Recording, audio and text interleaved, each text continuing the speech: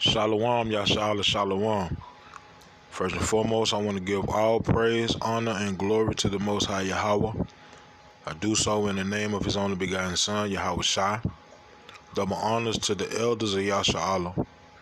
All praise, honor, and glory to the Most High Yahweh by Hashem Yahweh Shai, by Hashem Harakakadash, for blessing our elders with the spirit of truth so that we may know.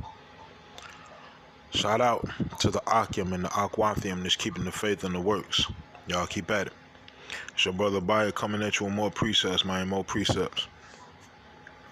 I'm gonna dive right into this one, man. Starting off with the book of Ecclesiastes, chapter 1 and verse 9. The thing that hath been, it is that which shall be, and that which is done is that which shall be done, and there is no new thing under the sun. Slakia. There is no new thing under the sun. All right. Verse 10. Is there anything whereof it may be said, see, this is new. It hath been already of old time, which was before us. All right.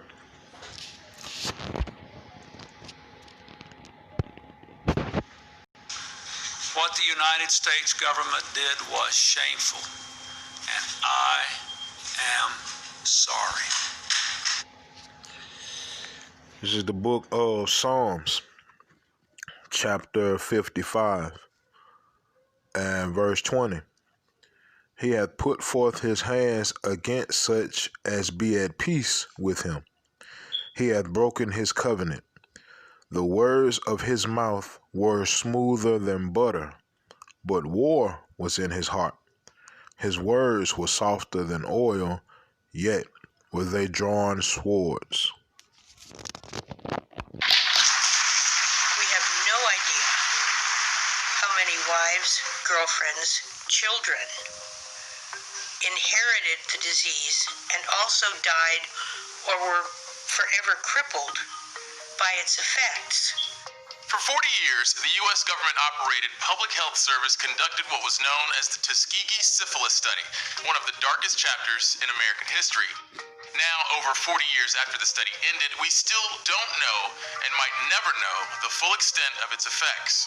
And the study might have continued if not for a 1972 article from Associated Press reporter Gene Heller. Everyone who knew about this, to my way of thinking, everyone who knew about this and didn't blow the whistle, that didn't shout to high heaven, this is wrong, is culpable. Syphilis was considered a national health crisis in the early 20th century. You don't know a thing about syphilis, except that you've got it. And many doctors at the time thought syphilis and other medical complications were affected by race. To study the disease, researchers found a population of poor, black, syphilitic sharecroppers in and around Tuskegee, Alabama during the Great Depression. Nearly 400 of the participants had syphilis, while another 200, the control group, did not. In the end, as many as 100 men died from complications related to untreated syphilis, and the message was very clear. Black deaths mattered. Medical doctors deliberately let them die, wanted them to die, for what they could discover from their bodies later. How old were you when you first learned about the Tuskegee study? 23. The day you published this story, the day the story was published, did you know what was getting ready to happen? Yep. I knew it would be explosive. After the story broke, and there was this incredible public outcry, Senator Kennedy had held very, very public congressional hearings on this. If they had been white, your public health service would never have agreed to do this study in the first place. They wouldn't have dared. The study and the aftermath are well documented in films and books, but there are still things we might never know, and for Heller, that goes back to the very beginning. I still have not heard the answer to the very simple question of why. They should have been able to determine after the first 3 or 4 autopsies that the inside of a black person ravaged by syphilis looks identical to the insides of a white person. She said, why? Let's see why. This is the book of Ezekiel, chapter 35 and verse 5. What's Salakia? 35 verse 1. Moreover, the word of Yahweh came unto me, saying, Son of man, set thy face against Mount Seir, and prophesy against it. Mount Seir is Edom. Right? Those that dwell in the cliffs of the rocks, the Caucasus Mountains, the Caucasians. Right?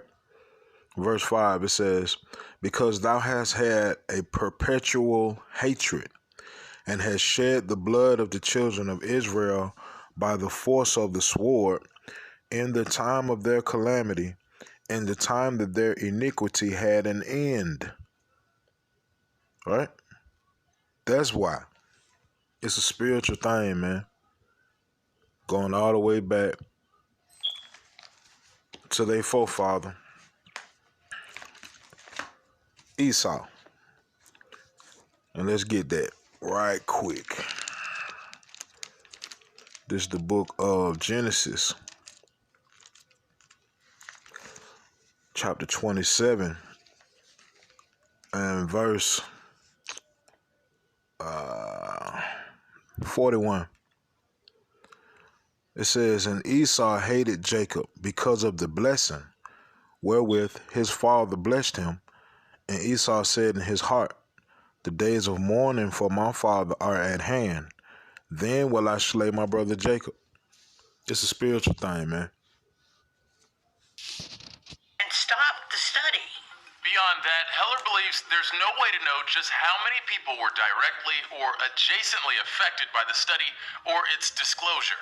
Survivors, victims of the study, and their families did win a $10 million settlement from the U.S. government, and the study's disclosure led to modern medical ethics procedures. But Heller says more than 40 years later, there's still at least one lesson to be learned from the Tuskegee syphilis study. Those of us who recognize that this country has got so far to go, never quit fighting. Never quit standing up and yelling. I don't care if you're LGBT. I don't care if you're black. Yeah. Right. So, the moral of this story, matter of fact, let me get that right quick. The moral of the story. It's the book of Ecclesiasticus, which is Sirach and the Apocrypha, chapter 12 and verse 10. Never trust thine enemy, for like as iron rusteth, so is his wickedness. Though he humble himself and go crouching, yet take good heed and beware of him, and thou shalt be unto him as if thou hast wiped a looking glass, and thou shalt know that his rust hath not been altogether wiped away.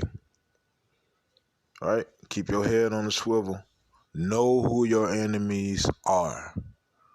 All right? One more verse, and Most High willing, I'm going to wrap this up. It's the book of Proverbs, chapter 26 and verse 25. When he speaketh fair, believe him not, for there are 7 abominations in his heart. So when your enemy tell you that they finna do something for you to benefit you, that's when the alarms need to be going off in your head.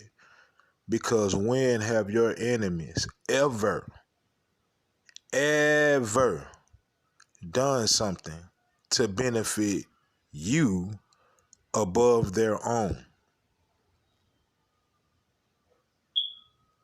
Shalom, Yahshalom. All praise, honor, and glory to the Most High Yahweh by Hashem, Yahweh Shai by Hashem, Rakakadash. Shalom.